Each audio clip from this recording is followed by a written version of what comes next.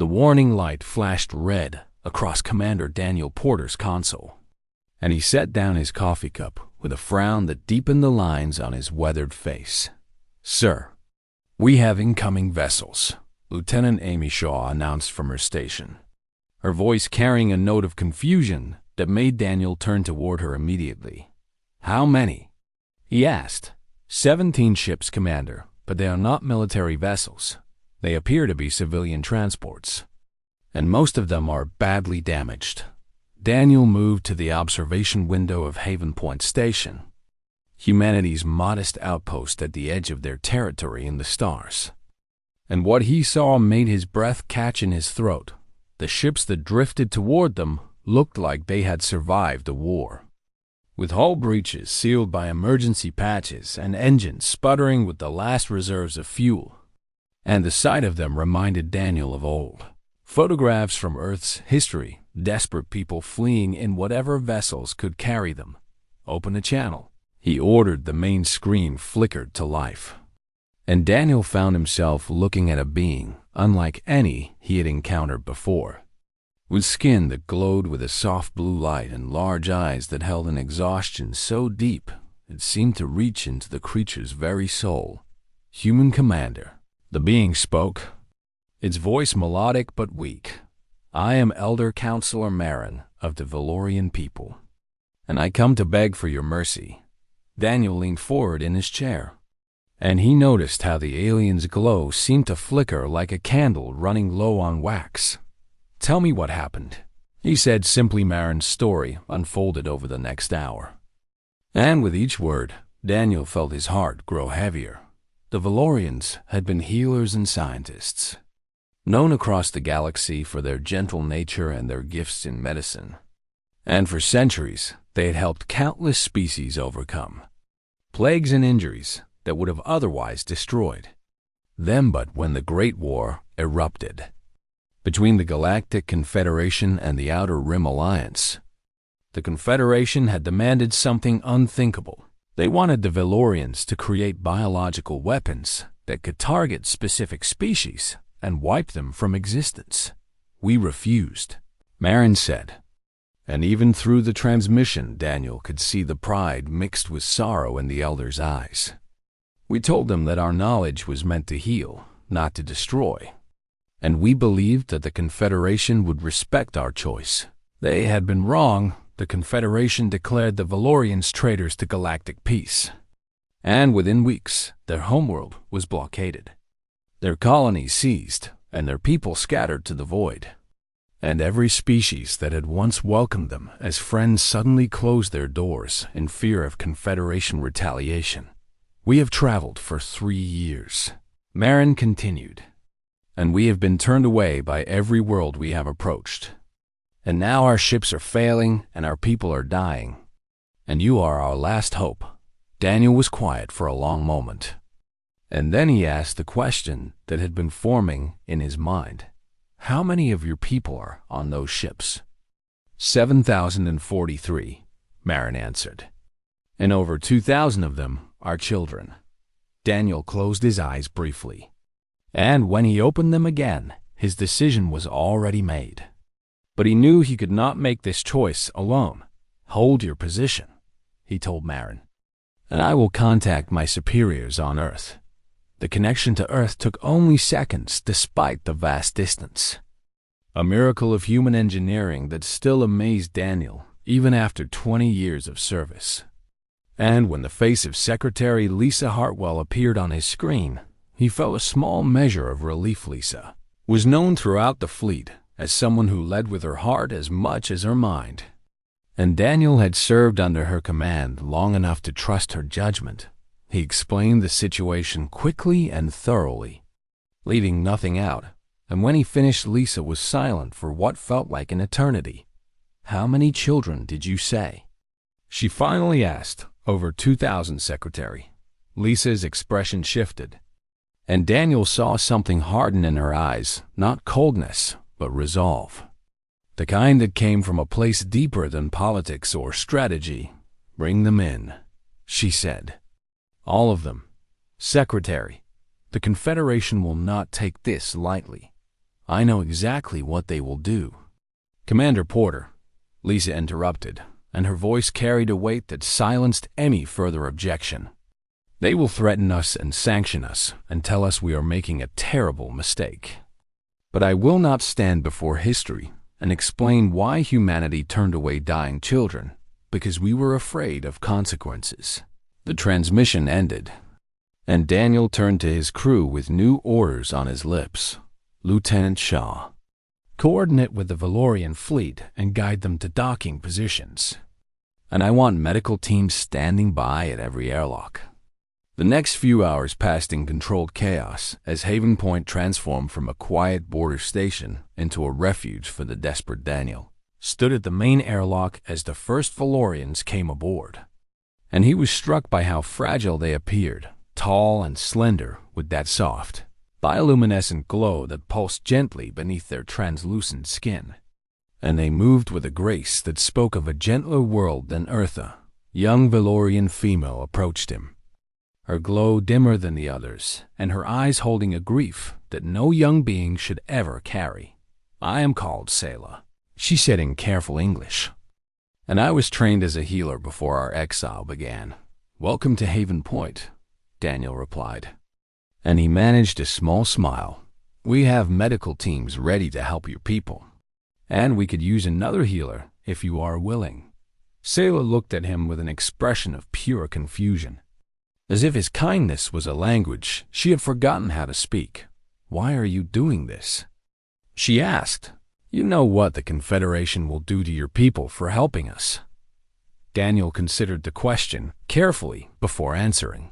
"Because a long time ago, my ancestors were refugees too," he said, "and someone took a chance on them when they had nowhere else to go. And I would not be standing here today if that kindness had not existed." Before Selah could respond, another alarm blared through the station, and Amy Shaw's voice came over the intercom with barely contained tension. "Commander, we are receiving a priority transmission from Confederation Ambassador Kethrol." The ambassador's face appeared on every screen in the station, a reptilian being with cold eyes and scales that shifted colors with each word he spoke. "Humanity," Kethrol announced, "by harboring the criminal Valorian species, you have violated Confederation law, and you are hereby ordered to surrender these refugees immediately or face severe consequences." Daniel straightened his spine and stepped forward so the ambassador could see him clearly. "This is Commander Daniel Porter of Haven Point Station," he replied. "And with all due respect, Ambassador, these people came to us asking for help. And humanity does not abandon those in need." Kethrol's scales flashed an angry red. "You have 30 standard days to comply," the ambassador hissed. "And if you do not surrender the Valorians by then, the Confederation will take them by force. And your species will learn the price of defiance." The transmission cut off, and silence fell over the station. Zila looked up at Daniel with something new in her eyes, something that might have been the first spark of hope she had felt in years. "You are either very brave or very foolish," she said quietly. Daniel let out a small laugh, despite the tension. "My mother always said I was a bit of both," he admitted. "But right now I think we are just doing what is right, and we will figure out the rest as we go." Outside the station windows, the damaged Valorian ships drifted in the gentle embrace of human space, and for the first time in 3 years, their lights glowed just a little bit brighter. 3 weeks had passed since the Valorians arrived at Haven Point, and Dr. Nathan Cruz had not slept more than 4 hours in any single night. The medical bay had been designed for a crew of 200, not for thousands of malnourished refugees whose bodies had been pushed beyond their limits. But Nathan and his team had transformed every available space into treatment areas and worked around the clock to save as many lives as they could. "Dr. Cruz," a soft voice called from behind him, and he turned to find Selah standing there with a medical scanner in her hand. The patients in Ward 7 are stable now, and I have administered the nutrient supplements as you instructed." Nathan managed a tired smile and nodded his. Appreciationsley had proven herself invaluable over the past weeks, working alongside the human medical staff with a dedication that never wavered despite her own exhaustion. And Nathan had come to rely on her knowledge of Valorian physiology more than he would admit. "You should rest," he told her gently. "You have been working as hard as any of us, and your people need you healthy." "My people need me working," Sayla replied. But there was no defiance in her voice, only a quiet determination that Nathan had come to recognize. She moved to his side and watched as he reviewed today's patient reports. And after a moment of silence, she asked the question that had been haunting her since the day she arrived. "Do all humans work this hard for strangers?" Nathan paused in his work and considered the question carefully. "Not all of us," he admitted honestly, "but enough of us do. And that is what matters."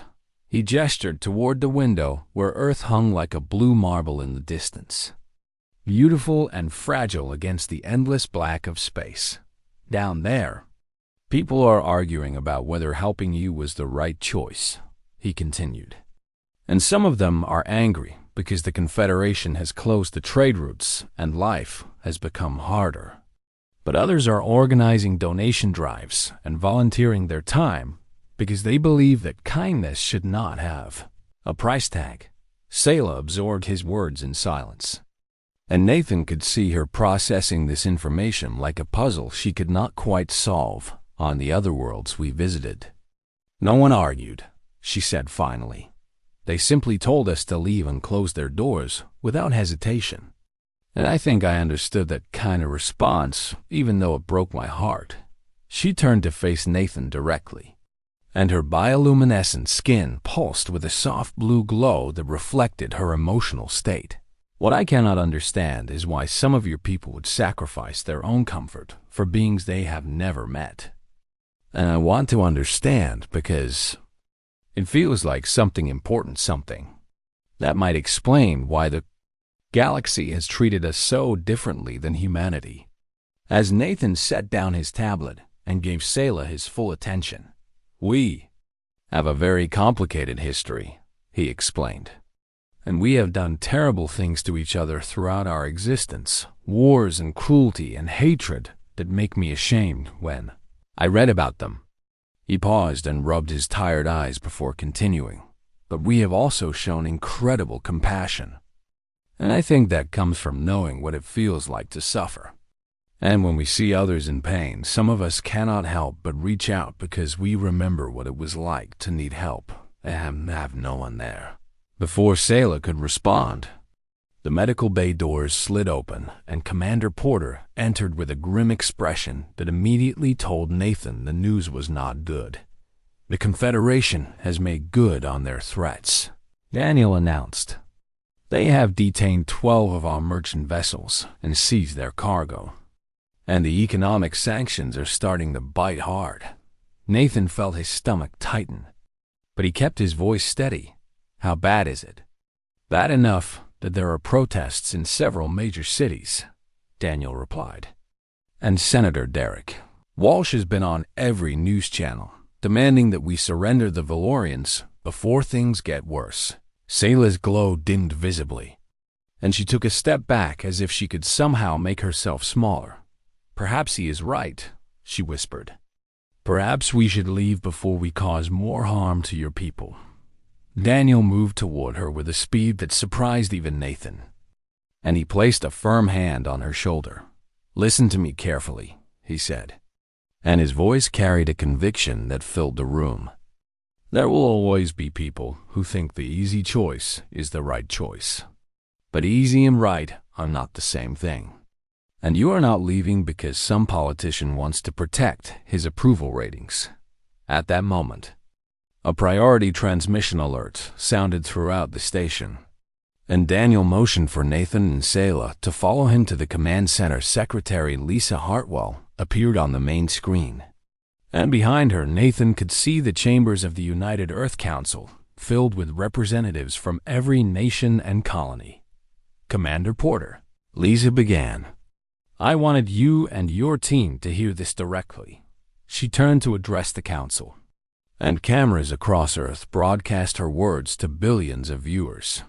"We have been threatened and sanctioned and called foolish by powers far greater than ourselves," Lisa said, "and I will not pretend that the path ahead is easy or that there will not be more sacrifices required of our people."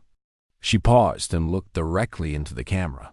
"But I ask you to consider what we are truly discussing here. We are discussing whether to hand over 7,000 innocent beings, including 2,000 children, to a government that will punish them for refusing to create weapons of genocide."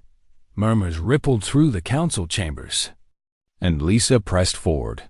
"Throughout our history, humanity has faced moments where we had to choose between safety and conscience, and not every choice we made was the right one. But the moments we remember with pride are the moments when we stood up for those who could not stand for themselves." Senator Walsh rose from his seat with an angry expression. "Secretary Hartwell, you are asking our people to suffer for aliens who are not even part of our society. I am asking our people to be human," Lisa interrupted firmly, "which means accepting that our compassion extends beyond our own borders and our own species." The vote that followed was tense and close, with arguments erupting across the chamber floor. But when the final count was announced, Nathan felt tears prick his eyes. The motion to continue sheltering the Valorians passed by a narrow margin of 7 votes. Lisa turned back to the camera with a weary but determined smile. "Commander Porter, please inform our guests that they are welcome to stay for as long as they need." The transmission ended, and Daniel turned to find Selah crying not soft tears but deep sobs that shook her fragile frame. "I do not understand," she managed to say between breaths. "I do not understand how you can do this for us." Nathan placed a gentle arm around her shoulders. "Sometimes kindness does not need to be understood," he said softly. "It just needs to be accepted." Outside the station, 14 Confederation warships dropped out of hyperspace and took up position at the edge of human territory.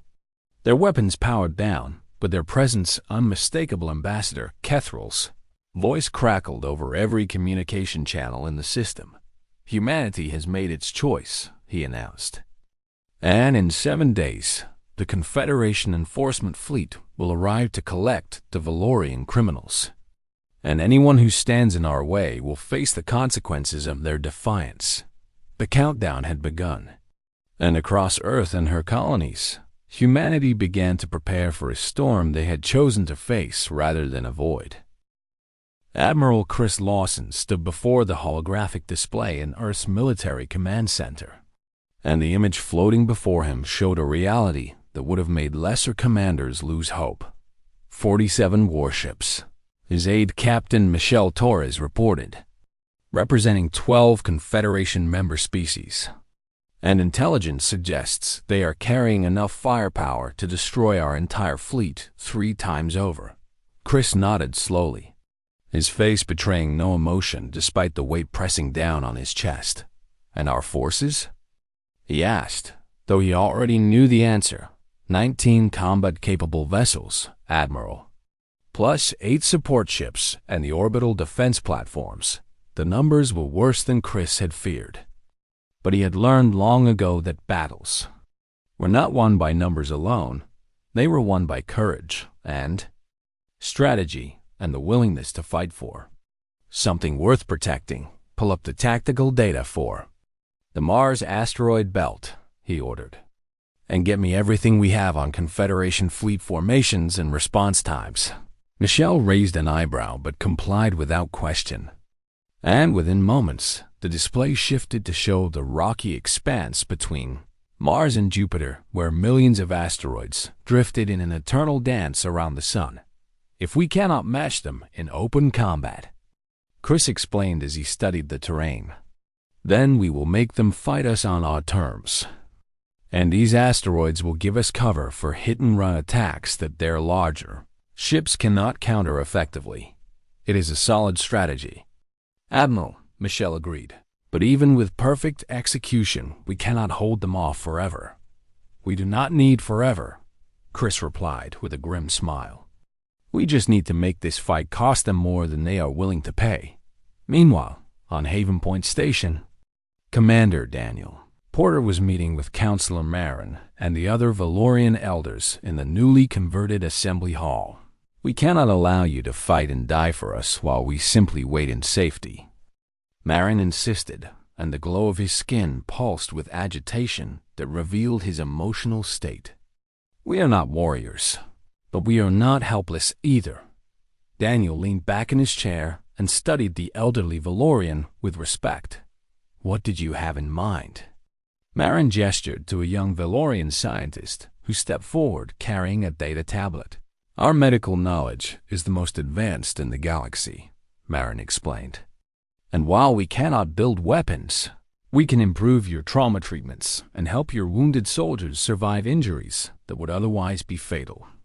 The young scientist activated the tablet and displayed a series of complex medical diagrams. We have also been working on modifications to your ship shields, he added. And we believe we can increase their efficiency by 40% using techniques we developed for protecting our hospital ships. Daniel felt a spark of hope kindle in his chest, not because these contributions would guarantee victory, but because they showed that the Valorians wanted to stand alongside humanity rather than hide behind them. There is something else, Marin said quietly, and his voice dropped to a tone that suggested he was about to share a secret he had carried for a long time. Daniel leaned forward, and the other humans in the room fell silent. The biological weapons the Confederation demanded from us were not meant for their enemies in the Outer Rim, Marin revealed. They were designed to target multiple species, including humanity. A cold shock ran through Daniel's body. Why would they want weapons against us? He asked. We are a minor species with limited territory and no significant military power. Marin's eyes met Daniel's with an intensity that seemed to pierce through him. Because you are young and unpredictable, the elder explained. And the Confederation has watched your species for decades with growing concern. Not because of your technology or your military, but because of your ideas. He paused and gestured around the room at the humans and Valorians sitting together. You believe that all beings deserve compassion, Marin continued, and you act on that belief even when it costs you dearly. And that kind of thinking is dangerous to powers that maintain control through fear and division. Sayla entered the room at that moment, and Daniel could see that she had been working on something that excited her despite the tension surrounding them. Commander Porter, she said breathlessly, I have an idea that might help, but I need your permission to proceed. Daniel nodded for her to continue. The galaxy believes that we are criminals and that humanity is harboring terrorists, Sayla explained. But what if we showed them the truth, not through governments or official channels, but directly to the citizens of the Confederation? She pulled up a recording device and held it carefully. I want to broadcast our story, she said. I want to show them what humanity has done for us and why we refuse to build those weapons. And maybe if enough people hear the truth, they will question what their leaders are telling them. Daniel considered the proposal carefully, knowing that it could either help their cause or make things worse. The Confederation will try to block your transmission, he warned. Let them try, Sayla replied with a defiance that surprised him. But signals travel faster than censorship. And even if only a fraction of the galaxy hears our message, it will be more than heard us before. Daniel looked at Marin, who nodded slowly in approval. Do it, Daniel decided. And make sure the recording shows everything. The refugees we took in, the children we are protecting, and the choice your people made to preserve life rather than destroy it over the following days. Haven Point transformed from a refugee station into something more, community bound together by shared purpose and mutual respect. Valorian. Children attended lessons alongside human children in the station school, learning about Earth's history and sharing stories of their lost homeworld. And the sound of their laughter echoing through the corridors reminded everyone what they were fighting to protect human. Families opened their quarters to Valorian guests, sharing meals and conversations that bridged the gap between species. And Dr. Nathan Cruz found himself working side by side with Selah, not just as colleagues, but as friends who had come to trust each other completely. But the peaceful moments were shadowed by the knowledge of what was coming. Admiral Lawson arrived at Haven Point for a final briefing, and his presence reminded everyone that war was now inevitable. The Confederation fleet will enter our territory in 36 hours, Chris announced to the assembled officers and Valorian elders, and we will engage them in the asteroid belt to buy as much time as possible. He paused and looked around the room at the faces of humans and Valorians alike. I will not pretend that our odds are good, he admitted, but I want every person in this room to know that what we are doing matters, and whether we win or lose this fight, history will remember that humanity stood up for what was right. Daniel stepped forward and placed his hand on Chris's shoulder.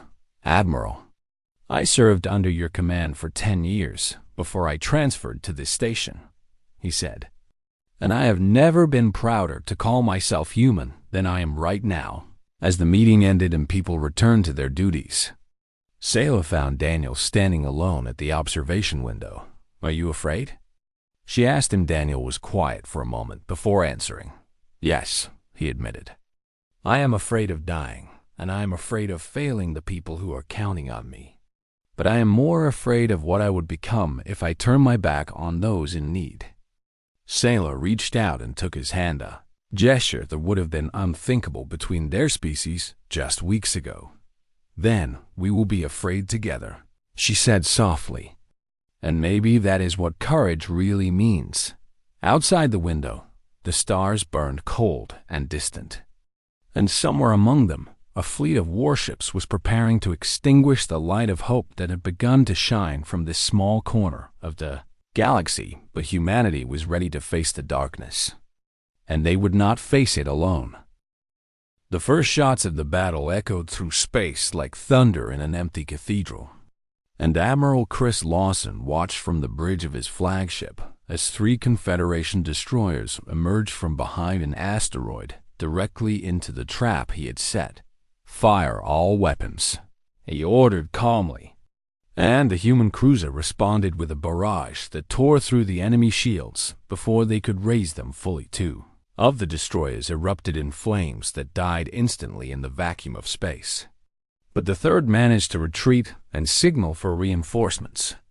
And within minutes, the asteroid belt transformed into a chaotic battlefield where neither side could gain clear advantage. Enemy flagship is moving the flank position, Captain Michelle Torres reported from her station, and they are bringing 6 heavy cruisers with them. Chris gritted his teeth and adjusted his strategy on the fly. All ships fall back to secondary positions, he commanded, and prepare for guerrilla formation. We hit them fast and disappear before they can target us.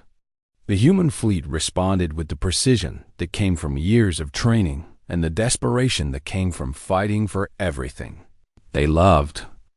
And for the first hour, they managed to hold their ground through sheer determination and clever use of the rocky terrain. But the Confederation had numbers on their side, and slowly the tide began to turn. Admiral, we have lost the destroyer Kennedy, a young officer announced with a trembling voice, and the carrier Endurance has taken critical damage to her engine section. Chris closed his eyes briefly as he processed the loss of over 200 crew members. But he did not have time to moor, not yet. Order the Endurance to fall back to the secondary line, he commanded, and have the remaining destroyers form up around her for protection on Haven Point Station. Commander Daniel Porter and Dr. Nathan Cruz watched the battle unfold on tactical displays that showed each death as a blinking light winking out of existence. How many have we lost? Daniel asked quietly. 3 ships so far, Nathan replied, "and the Confederation has lost 7. But they can afford those losses and we cannot." Sayla stood nearby with her recording device in hand, and she had been transmitting her broadcast continuously since the battle began, showing the galaxy what humanity was sacrificing to protect beings they had no obligation to help. "The transmission is reaching further than we expected," she reported, "and we are receiving responses from citizens across the Confederation who are questioning why their governments are attacking a species that has done nothing wrong." Daniel felt a flicker of hope, but he knew that public opinion would not stop the weapons currently tearing his people apart. "Keep broadcasting," he told her, "and make sure they see everything, the good and the bad, the victories and the losses." Back in the asteroid belt, Admiral Lawson was facing the worst moment of the battle. So far, the Confederation flagship had finally brought its main weapons to bear, and a single devastating shot had crippled 2 human frigates in one strike, killing their crews instantly and leaving their hulls drifting among the rocks like broken toys. "All remaining ships form up on me," Chris ordered, his voice steady despite the grief threatening to overwhelm him. "We are falling back to the lunar defense line." His 12 surviving vessels began their retreat, but the Confederation fleet pursued with relentless determination, and Chris knew that the final stand was approaching faster than he had hoped. "Admiral, I am receiving a strange transmission from deep space," Michelle announced with confusion in her voice, "and the signature does not match any known Confederation vessel." Chris frowned and pulled up the signal on his personal display.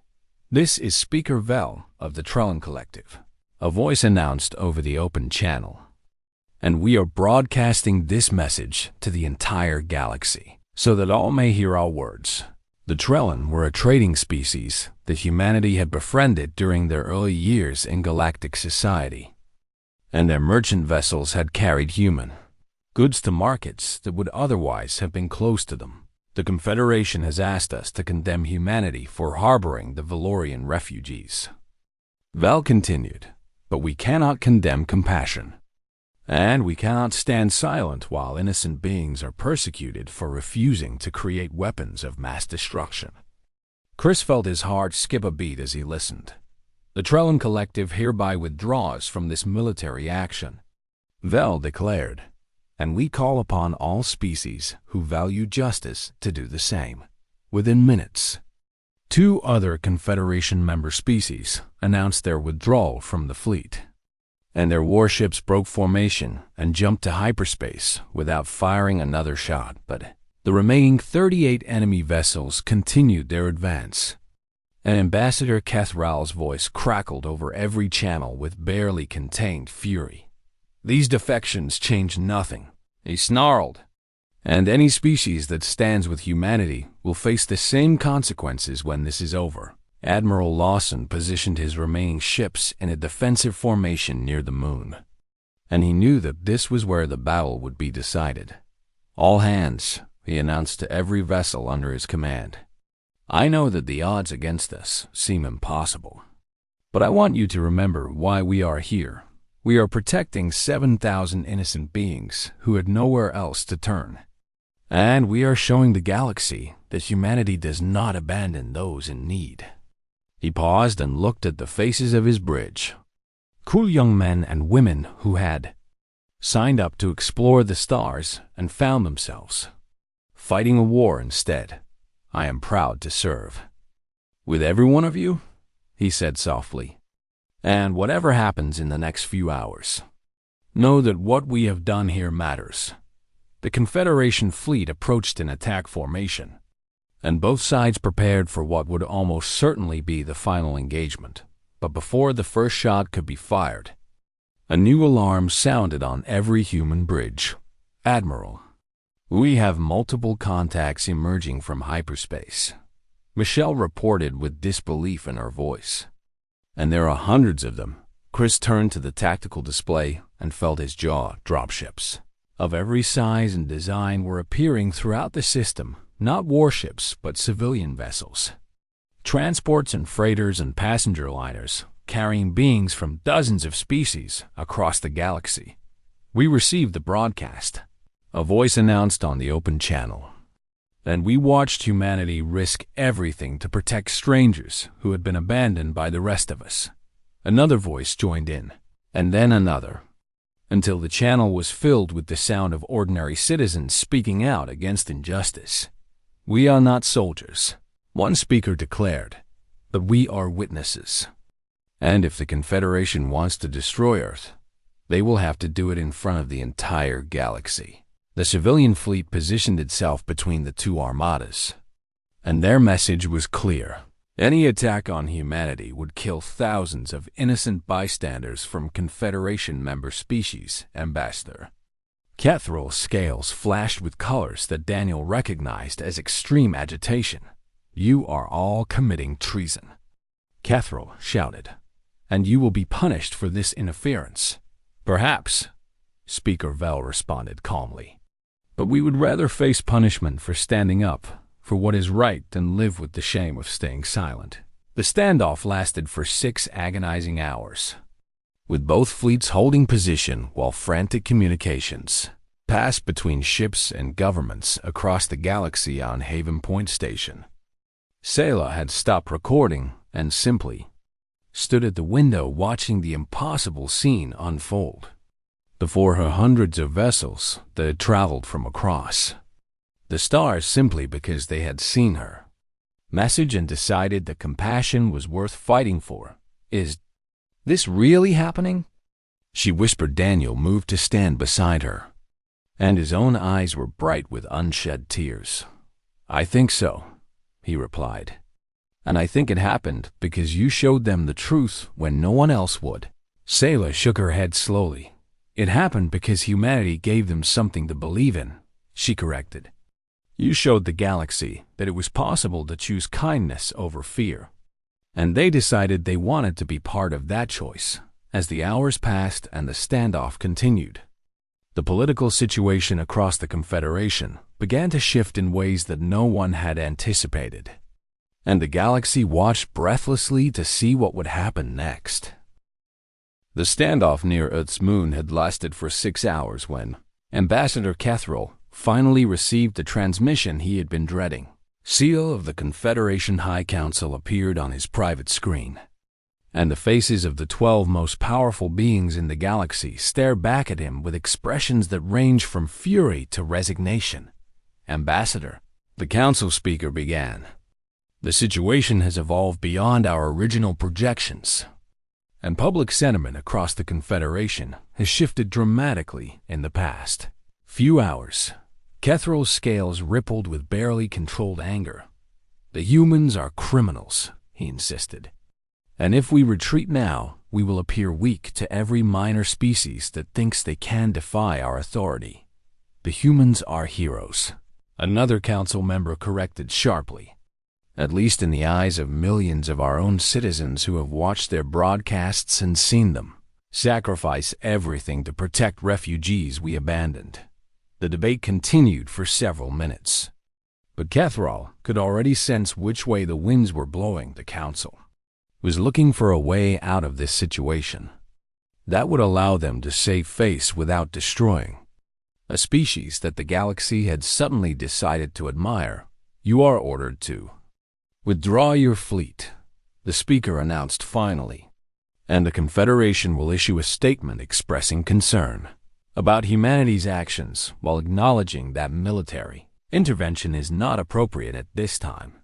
Kethral wanted to argue, wanted to scream that this decision would undermine everything the Confederation stood for, but he knew that further resistance was pointless. "Understood," he said through clenched teeth. And the transmission ended minutes later. The Confederation fleet began to turn away from Earth, and Admiral Chris Lawson watched in stunned disbelief as the armada that had come to destroy his world simply disappeared into the void. "Did we win?" Captain Michelle Torres asked quietly. Chris let out a long breath that he felt like he had been holding for days. "I think we did," he replied. "But I do not think we won because of our ships or our weapons.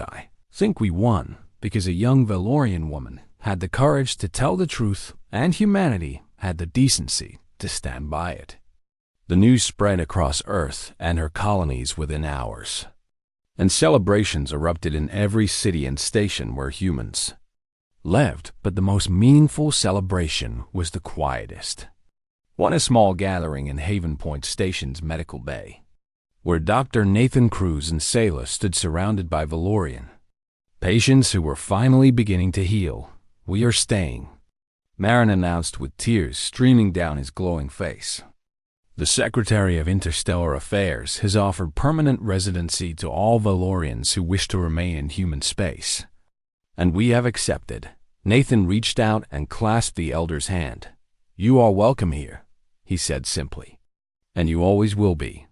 Over the following months, the galaxy continued to change in ways that no one had predicted. The Confederation did not apologize for their actions, but they quietly lifted the sanctions against humanity and resumed normal trade relations. And the propaganda against both humans and Valorians slowly faded from their news. Networks other refugee species heard about what had happened at Earth, and they began seeking shelter. Inhuman space beings who had been persecuted or abandoned by governments that viewed them as problems rather than people's secretary. Lisa Hartwell established a new office dedicated to helping these refugees, and she personally oversaw the construction of additional stations and settlements to accommodate the growing population of displaced beings. "We cannot save everyone," she admitted during one of her many public addresses, "but we can save the ones who reach us, and we can show the galaxy that there is another way to live." Commander Daniel Porter remained at Haven Point Station, which had become something of a symbol throughout the galaxy, proof that compassion could triumph over fear when ordinary beings refused to look away from suffering. He stood at his observation window one evening, watching as a Valorian transport docked at the station, carrying supplies from their new agricultural settlement on Mars. And he felt a presence beside him that he had come to know well. "You look thoughtful." Sayla observed Daniel smiled and turned to face her. "I was thinking about how different things might have been," he admitted, "if we have made a different choice on that first day when your ships appeared at our border." Sayla nodded slowly. "I think about that too," she said. "And I wonder if the people on those ships who came to stand with you had similar moments in their past. Times when someone showed them kindness and changed the way they saw the world." "Kindness spreads," Daniel agreed, "and sometimes it takes years or generations before you see the results. But it always spreads 5 years after the crisis." Earth hosted the first Interstellar Refugee Summit, and representatives from 32 species gathered in a great hall that had been built specifically for this occasion. Lisa Hartwell stood at the podium and looked out at the assembled delegates, beings of every shape and size who had come together because they believed that the galaxy could be better than it was. "We are here today because of a choice that was made 5 years ago," she began. "A choice that seemed foolish to many and dangerous to most, but a choice that we could not have made any other way and still called ourselves human." She paused and let her gaze travel across the room. "The Confederation taught us that power comes from control," she continued, "that you gain strength by making others fear you, and that compassion is a weakness that enemies will exploit. But we learned a different lesson. We learned that true strength comes from standing by your principles even when the cost is high. And that compassion is not a weakness, but a force that can change the galaxy." The delegates listened in silence as she outlined the new protocols they would establish, together agreements on how to protect refugees and prosecute those who persecuted them, and commitments to share resources across species boundaries when disaster struck. When the summit concluded 3 days later, the delegates returned to their homeworlds carrying copies of the Humanitarian Charter, a document that enshrined the rights of the displaced and the responsibilities of those with the power to help them. Sayla watched the departure ceremonies from a balcony above the main hall. And Nathan Cruz stood beside her with a proud smile on his face. "You started this," he reminded her. "That broadcast you made changed everything." Sayla shook her head. "I just told the truth," she replied. "Humanity gave me the truth to tell, outside the summit hall, in a small garden that had been planted to commemorate those who died in the battle near Earth.